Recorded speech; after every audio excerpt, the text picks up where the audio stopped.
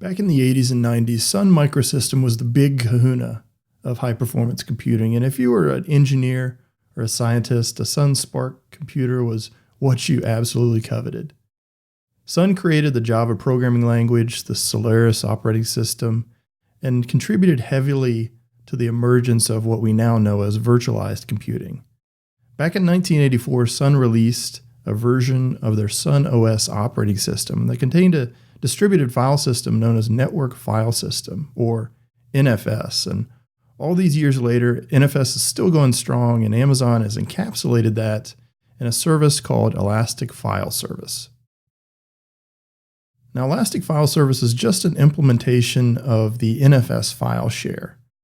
And it's elastic in nature because you only pay for what you use. So this is in contrast to EBS, that you provision a certain number of gigabytes or terabytes or space. You can use all you want of EFS, basically treat it like an unlimited storage system, but you just pay for the gigabytes that you use.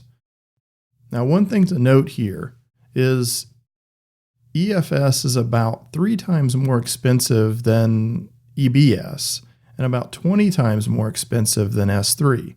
So on the exam, if you start getting questions about what's most cost effective, then understand that Elastic File Service, while it's very redundant and very powerful, you do pay for what you get. Speaking of redundant and powerful, its multi-AZ metadata and data store makes sure that your data is kept completely safe across all AZs in a particular region. And you can also configure multiple mount points, either in a single AZ or in many AZs, so that your EC2 instances can mount the EFS file shares locally to their AZ, which will increase performance. Now, they can only be mounted from on-premise systems if you're using Direct Connect. The reason for this is NFS is very network intensive. So if you try to do this over the internet or over a low bandwidth VPN connection, you're not going to have a good experience. Now, alternatively, you can use something called the EFS file sync agent. Now, you can load this locally on premises, and it will in the background synchronize to EFS. And we'll show how this might come in handy on the next slide. Now, something to remember is that while Elastic File Service is an implementation of NFS v4, it supports most features, but there are some features that are not supported from NFS v4. So be sure to check those out in the documentation in case you might need those and you're not surprised. So here's an example of using EFS in a practical sense.